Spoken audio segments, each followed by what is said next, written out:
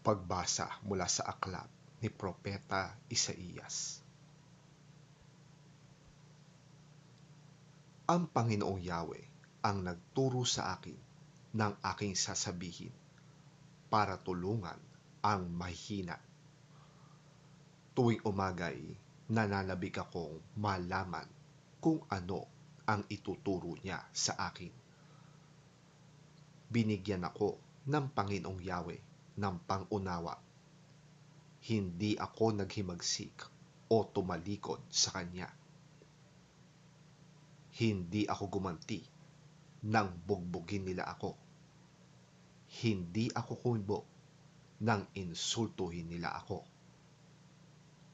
Pinabayaan ko silang bunutin ang aking balbas at luraan ang aking muka. Hindi ko pinansin ang mga pag-insultong ginawa nila sa akin, sapagkat ang Panginoong Yahweh ang tumutulong sa akin.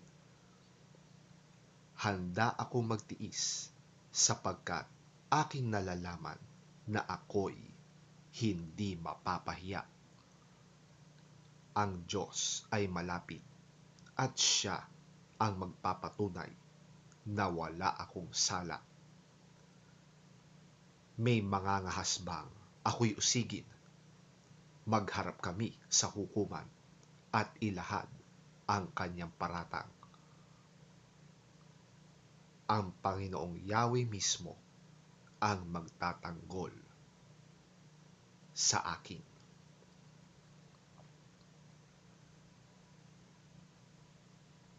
Ang salita ng Diyos.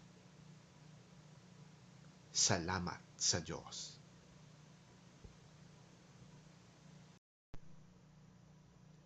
Ang mabuting balita ng Panginoon ayon kay San Mateo.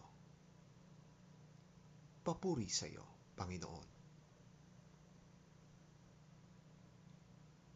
Si Judas Iscariote, isa sa 12, ay nakipagkita sa mga punong pari. Ano po ang ibibigay ninyo sa akin kung tulungan ko kayong madakip si Jesus? Tanong niya. Noon binayaran nila si Judas ng 30 pirasong pilak.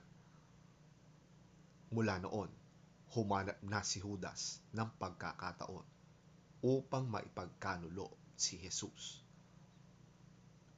Dumating ang unang araw ng pista ng tinapay na walang pampaalsa. Lumapit kay Jesus ang mga alagad at nagtanong, "Saan po ninyo nais na maghanda kami ng hapunang Pampaskwa?"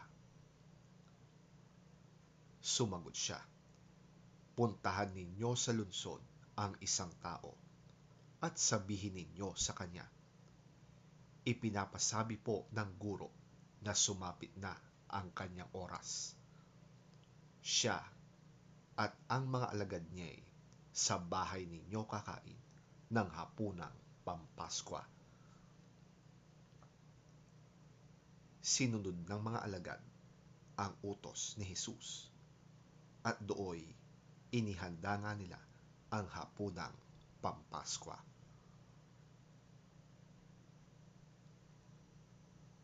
Nang gabing yon, dumulog sa mesa si Jesus kasama ang 12.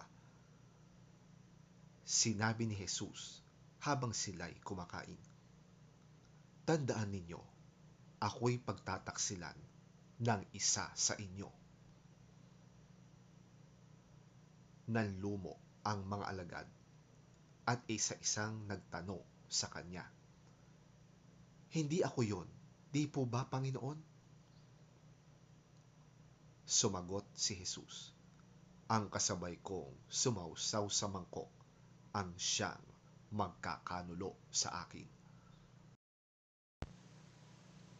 Mamamatay ang anak ng tao ayon sa nasusulat tungkol sa kanya. Subalit kahabag-habag ang taong magkakanulo sa kanya. Mabuti pa sa taong yon ang hindi na siya ipinanganak." Si Judas na magkakanulo sa kanya ay nagtanong din, "Guro, ako po ba?" Sumagot si Jesus, "Ikaw na ang nagsabi."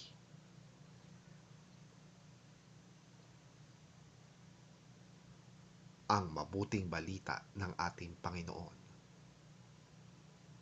Pinupuri ka namin, Panginoong Hesukristo.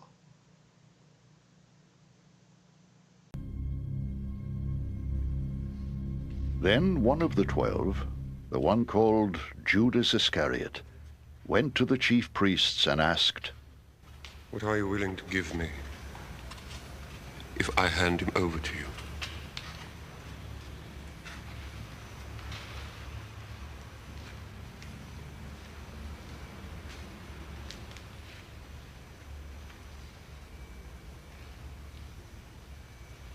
So they counted out for him 30 silver coins.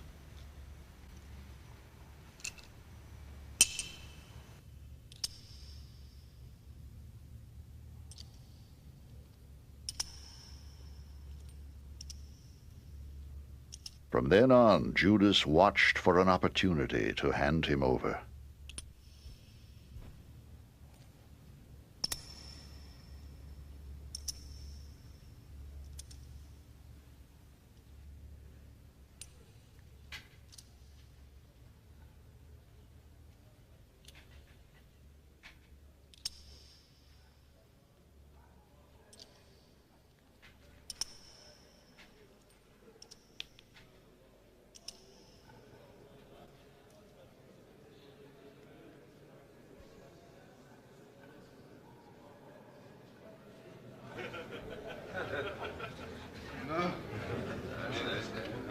On the first day of the Feast of Unleavened Bread, the disciples came to Jesus and asked, "Where do you want us to make preparations for you to eat the Passover?"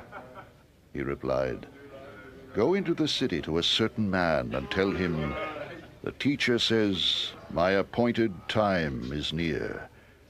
I am going to celebrate the Passover with my disciples at your house.'" So the disciples did as Jesus had directed them, and prepared the Passover.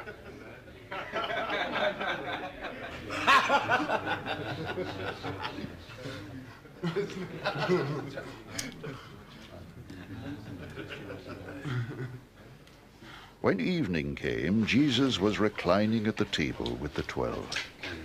And while they were eating, he said, "I tell you the truth, one of you will betray me."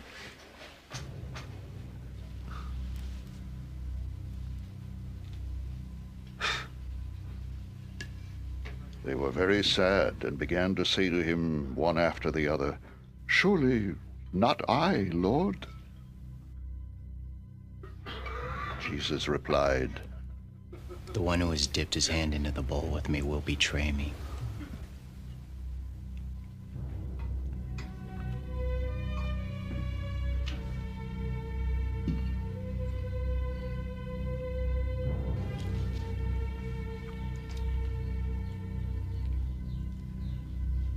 The Son of Man will go, just as it is written about him. But woe to that man who betrays the Son of Man. It would be better for him if he had not been born. Then Judas, the one who would betray him, said, "Surely not I, Rabbi."